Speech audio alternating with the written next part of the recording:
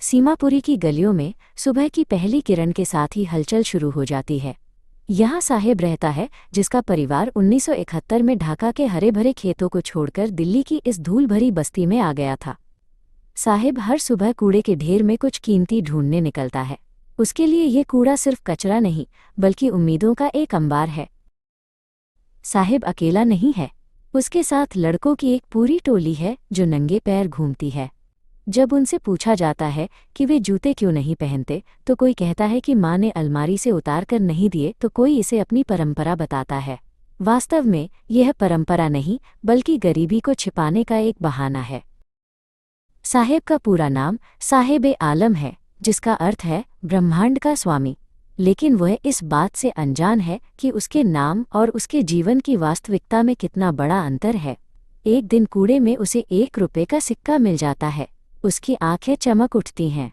बच्चों के लिए कूड़ा एक रहस्यमयी उपहार है, जबकि बड़ों के लिए ये केवल जीवित रहने का एक साधन है। कुछ समय बाद साहेब एक चाय की दुकान पर काम करने लगता है। उसे अब 800 रुपये और सारा खाना मिलता है। लेकिन अब वो अपना खुद का मालिक नहीं रहा। उसके हाथ में जो भारी स्टील का कनस्तर है, वो उस प्लास्टिक के थैले से कहीं ज्यादा भारी महसूस होता है जिसे वो अपनी मर्जी से ढोता था। उसकी आंखों से वो बेपरवाह चमक गायब हो गई है। कहानी अब फिरोजाबाद की तंग गलियों की ओर मुड़ती है, जहाँ की हवा कांच के बारीक कणों और कोयले के धुएं से भरी है। यहाँ मुकेश रहता है। मुकेश का परिवार पीढ़ियों से चूड़ियाँ बनाने के काम में लगा है। मुकेश एक मेहमान को अपने घर ले जाता है, जो एक आधा बना हुआ कच्चा मकान है, जहाँ इंसान और जानवर एक साथ रहते हैं। फिरोजाबाद के अंधेरे कमरों में, जहां हवा और रोशनी की कोई जगह नहीं है, हजारों बच्चे जलती हुई भट्टियों के सामने बैठते हैं। वे दिन रात कांच के टुकड़ों को जोड़कर रंग बिरंगी चूड़ियां बनाते हैं। ये चूड़ियां भारतीय नारी के सुहाग का प्रतीक हैं, लेकिन इन्हें बनाने वाले बच्चे अपनी आंखों की रोशनी कम उम्र में ही खो देते हैं। मुकेश के पिता एक पुराने चूड़ी बनाने वाले हैं। उन्होंने अपनी पूरी जिंदगी इस मेहनत में लगा दी, फिर भी वे न तो अपना घर ठीक से बनवा पाए और न ही अपने दोनों बेटों को स्कूल भेज सके। उन्होंने केवल एक ही हुनर सिखाया जो वे जानते थे, चूड़ियाँ बनाने की कला। उनके चेहरे पर छाई थकान सदियों के शोषण की कहानी कहती है। मुकेश की दादी का मानना है कि ये सब कर्म यानी भाग्य का खेल है। वे कहती हैं कि क्या कभी ईश्वर की दी हुई इस विरासत को बदला जा सकता है? उनके लिए गरीबी का ये दुष्चक्र ही उनकी नियति है। फिरोजाबाद की हर गली में चूड़ियों के ढेर लगे हैं, लेकिन उन परिवारों के जीवन में कोई रंग नहीं है। लेकिन मुकेश के पास एक सपना है। वो अपनी परंपरा के बोझ तले दबना नहीं चाहता। वो कहता है, मैं अपना मालिक खुद बनूंगा। मैं एक मोटर मैकेनिक बनूंगा। जब उससे पूछा जाता है कि क्या वो हवाई जहाज उड़ाने का सपना भी देखता है, तो वो चुप हो जाता है। उसके सपने जमीन से जुड़े हैं। वो उन कारों को देखता है जो फिरोजाबाद की सड़कों पर तेजी से दौड़ती हैं। साहेब और मुकेश दोनों अलग अलग शहरों में रहते हैं, लेकिन उनकी किस्मत एक ही धागे से बंधी है। साहेब ने अपनी आज़ादी एक चाय की दुकान के नाम कर दी, जबकि मुकेश अभी भी संघर्ष कर रहा है ताकि वो उस दुष्चक्र से बाहर निकल सके जिसने उसके पूर्वजों को बांध कर रखा था। गरीबी बच्चों से उनका बचपन छीन लेती है। साहेब की वो मुस्कान जो कूड़े में एक सिक्का ढूंढने पर आती थी, अब खो गई है। वो अब समाज के उस ढांचे का हिस्सा बन गया है जहां उसे सिर्फ आदेश मानने हैं। उसका बचपन उन चाय के कपों को धोने में बीत रहा है। दूसरी ओर मुकेश की आंखों में अभी भी एक चमक बाकी है। वो गैरेज तक पैदल जाने के लिए तैयार है, क्योंकि वो जानता है कि रास्ता लंबा है पर नामुमकिन नहीं। खोया हुआ वसंत उन करोड़ों बच्चों की कहानी है जो गरीबी के कारण कभी खिल नहीं पाते, लेकिन मुकेश जैसे कुछ बच्चे अभी भी सितारों तक पहुंचने का साहस रखते हैं। आखिरी सबक, द लास्ट लेसन। आज सुबह नन्हा फ्रांज बहुत घबराया हुआ था। उसे स्कूल जाने में देरी हो गई थी और उसे डर था कि एम हेमिल उसे पार्टिसिपल्स के नियमों पर डांटेंगे। बाहर धूप खिली थी और चिड़ियां चहचहा रही थीं, लेकिन फ्रांज का मन पढ़ाई के डर से भारी था। वो तेजी से सड़क पर दौड़ रहा था। जब वो टाउन हॉल के पास से गुजरा तो उसने देखा कि सूचना पटल, बुलेटिन बोर्ड के पास बहुत भीड़ लगी थी। पिछले 2 सालों से युद्ध की सारी बुरी खबरें यहीं से आई थीं। फ्रांज ने बिना रुके सोचा कि अब क्या नई मुसीबत आ गई है। तभी वहां खड़े लोहार लोहित ने पीछे से चिल्लाकर कहा, इतनी जल्दी मत करो नन्हे फ्रांज, तुम स्कूल समय पर पहुंच जाओगे। फ्रांज को लगा कि लोहित उसका मजाक उड़ा रहा है, इसलिए वो और भी तेजी से स्कूल की ओर भागा। जब फ्रांज स्कूल पहुंचा तो वो दंग रह गया। आमतौर पर स्कूल में बहुत शोर होता था, लेकिन आज वहां रविवार की सुबह जैसी शांति थी। खिड़की से उसने देखा कि उसके सहपाठी पहले से ही अपनी जगहों पर बैठे थे। फ्रांज ने डरते हुए दरवाज़ा खोला और अंदर गया। उसे लगा था कि एम हेमल उसे बहुत डांटेंगे, लेकिन इसके विपरीत उन्होंने बड़े दयालु स्वर में कहा, नन्हे फ्रांज, जल्दी से अपनी जगह पर बैठो। हम तुम्हारे बिना ही शुरू करने वाले थे। अपनी डेस्क पर बैठने के बाद फ्रांज ने गौर किया कि आज एम हेमल ने अपना सुंदर हरा कोट और झालरदार कमीज पहनी थी। ये उनकी वह विशेष पोशाक थी जिसे वे केवल निरीक्षण या पुरस्कार वितरण के दिनों में ही पहनते थे। फ्रांज को सबसे ज्यादा हैरानी तब हुई जब उसने कक्षा की पिछली बेंचों को देखा। वहां गांव के बुजुर्ग विक्रम और अन्य लोग चुपचाप बैठे थे। वृद्ध विक्रम अपनी गोद में एक बहुत पुरानी वर्णमाला की किताब प्राइमर रखे हुए थे। एम हेमल अपनी कुर्सी पर बैठे और बहुत ही गंभीर और भावुक स्वर में बोले, मेरे बच्चों, ये मेरा आपको आखिरी पाठ है। बर्लिन से आदेश आया है कि अब एलिस और लोरेन के स्कूलों में केवल जर्मन भाषा सिखाई जाएगी। नए शिक्षक कल आएंगे। फ्रांज ये सुनकर स्तब्ध रह गया। उसे अपनी भाषा न सीखने का गहरा पछतावा हुआ। वो सोचने लगा कि उसने कितना समय बेकार के कामों में गंवा दिया। जब एम हेमल ने उसे पार्टिसिपल सुनाने को कहा तो वो एक शब्द भी नहीं बोल पाया और शर्म से सिर झुका लिया। एम हेमल ने कहा, फ्रांज, मैं तुम्हें नहीं डांटूंगा।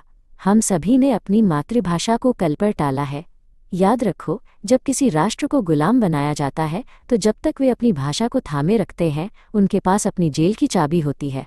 उन्होंने फ्रेंच को दुनिया की सबसे सुंदर और स्पष्ट भाषा बताया। फिर लेखन का अभ्यास शुरू हुआ। एम हेमल ने सबके लिए नई कॉपियां तैयार की थीं, जिन पर सुंदर अक्षरों में लिखा था, फ्रांस एलिस, फ्रांस एलिस। पूरी कक्षा में केवल कागज पर कलम चलने की आवाज आ रही थी। फ्रांज ने जी जान से लिखना शुरू किया। तभी चर्च की घड़ी ने 12 बजाए। एम हेमल खड़े हुए। उनका गला भर आया था और वे बोल नहीं पा रहे थे। उन्होंने एक चौक का टुकड़ा उठाया और पूरी ताकत लगाकर ब्लैकबोर्ड पर बड़े अक्षरों में लिखा, वीव ला फ्रांस। फ्रांस अमर रहे। उन्होंने हाथ के इशारे से कहा, स्कूल समाप्त हुआ। तुम जा सकते हो।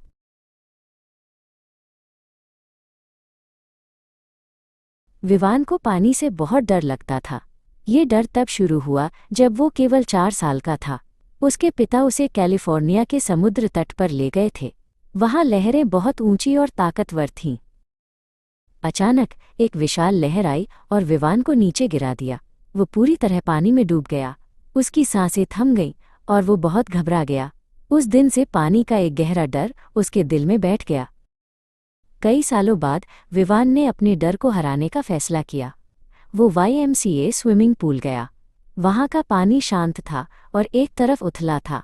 उसने नए वाटर विंग्स खरीदे और तैरना सीखने की कोशिश करने लगा। एक दिन विवान पूल पर अकेला बैठा था। वो पानी में जाने से थोड़ा हिचकिचा रहा था। तभी वहां एक बड़ा और ताकतवर लड़का आया जिसका नाम रोहन था। रोहन बहुत शरारती था। रोहन ने अचानक विवान को उठाया और पूल के गहरे हिस्से में फेंक दिया। विवान इसके लिए तैयार नहीं था। वो सीधा गहरे पानी में जा गिरा। उसे समझ नहीं आ रहा था कि वो क्या करे। जैसे ही विवान पानी के नीचे पहुंचा, उसने एक योजना बनाई। उसने सोचा, जैसे ही मेरे पैर जमीन को छुएंगे, मैं एक लंबी छलांग लगाऊंगा और सतह पर आ जाऊंगा। लेकिन पानी बहुत गहरा महसूस हो रहा था। उसने 2 बार कोशिश की, लेकिन वो सतह पर नहीं आ सका। उसके फेफड़ों में दर्द होने लगा और उसकी आंखों के सामने अंधेरा छाने लगा। वो थक गया था और उसने हार मान ली। उसे लगा कि अब सब खत्म हो गया है। जब विवान की आंख खुली तो वो पूल के किनारे पेट के बल लेटा हुआ था। वो पानी की उल्टियां कर रहा था। पास ही रोहन खड़ा था, जो अब डरा हुआ लग रहा था। विवान बच तो गया था, लेकिन उसका डर अब और भी बढ़ गया था। इस हादसे के बाद विवान कई दिनों तक घर से बाहर नहीं निकला। लेकिन वो हार मानने वालों में से नहीं था। उसने एक पेशेवर प्रशिक्षक गुरुजी को नियुक्त किया। गुरुजी ने विवान के डर को समझा और उसे धीरे धीरे सिखाना शुरू किया। गुरुजी ने उसे सिखाया कि पानी के अंदर सांस कैसे छोड़ते हैं और पानी के बाहर नाक निकालकर सांस कैसे लेते हैं। विवान ने इसे सैकड़ों बार दोहराया। धीरे धीरे उसका डर कम होने लगा।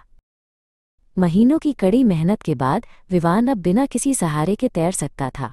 उसने पूल के एक छोर से दूसरे छोर तक तैरना सीख लिया था।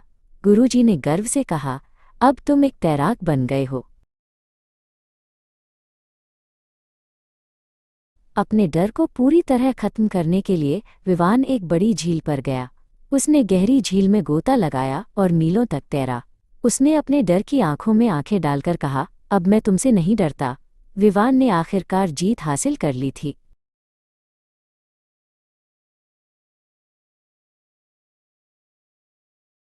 बहुत समय पहले माधव नाम का एक गरीब आदमी था। वो तार से बनी छोटी छोटी चूहेदानियां बेचकर अपना गुजारा करता था। उसके पास न रहने को घर था और न ही कोई दोस्त। फटे हाल कपड़ों में घूमते हुए वो सोचता था कि ये पूरी दुनिया भी एक बड़ी चूहेदानी जैसी है। जैसे चूहेदानी में पनीर का टुकड़ा लालच की तरह होता है, वैसे ही दुनिया हमें सुख और धन का लालच देकर फंसा लेती है। एक शाम माधव आश्रय की तलाश में एक छोटी सी कुटिया के पास पहुंचा। वहां हरि नाम का एक बूढ़ा किसान रहता था। हरि बहुत अकेला था और किसी से बात करने के लिए तरस रहा था। उसने खुशी खुशी माधव का स्वागत किया। हरि ने उसे गरम दलिया खिलाया और उसके साथ ताश खेला। वो माधव को पाकर बहुत खुश था। हरि ने बातों बातों में माधव को बताया कि उसने गाय का दूध बेचकर 30 क्रोनोर कमाए हैं। माधव को विश्वास दिलाने के लिए हरि ने खिड़की के पास लटकी एक चमड़े की थैली से 3 नोट निकाले। माधव ने चुपचाप उन नोटों को देखा। वो किसान की ईमानदारी और भोलेपन को देख रहा था, लेकिन उसके मन में लालच जाग चुका था। अगली सुबह दोनों अपने अपने रास्ते निकल गए, लेकिन आधे घंटे बाद ही माधव वापस लौट आया। उसने खिड़की का शीशा तोड़ा, थैली से पैसे निकाले और जंगल की ओर भाग गया। उसे लगा कि वो बहुत चालाक है, लेकिन उसे क्या पता था कि वो खुद अपनी ही सोची हुई चूहेदानी में फंसने जा रहा है। माधव मुख्य सड़क के बजाय घने जंगल में घुस गया ताकि पकड़ा न जाए। धीरे धीरे शाम हो गई और वो रास्ता भटक गया। वो एक ही जगह पे बार बार घूम रहा था। ठंड बढ़ रही थी और वो बुरी तरह थक चुका था। उसे एहसास हुआ कि 30 क्रोनोर का लालच वो चारा था जिसमें वो अब फंस चुका है। वो हार मानकर जमीन पर गिर पड़ा। तभी माधव को पास ही किसी भारी हथौड़े के चलने की आवाज़ सुनाई दी। वो आवाज़ की दिशा में रेंगता हुआ पहुंचा। वहां एक बड़ी लोहे की फैक्ट्री थी। माधव भट्टी की गर्माहट के पास लेट गया। उस कारखाने का मालिक राघव रात के निरीक्षण के लिए वहां आया। उसने माधव को देखा और अंधेरे में उसे अपना एक पुराना फौजी दोस्त समझ बैठा। राघव ने माधव से कहा, मेरे दोस्त, तुम्हारी ये हालत कैसे हो गई? तुम मेरे घर चलो। माधव समझ गया कि ये एक गलतफहमी है, लेकिन उसे डर था कि अगर वो वहां गया तो उसकी चोरी पकड़ी जा सकती है। उसने राघव के साथ जाने से साफ मना कर दिया। राघव वहां से चला गया, लेकिन उसने हार नहीं मानी। कुछ देर बाद राघव की बेटी एडला वहां पहुंची। एडला बहुत ही सौम्य और दयालु थी। उसने माधव से बहुत प्यार से बात की।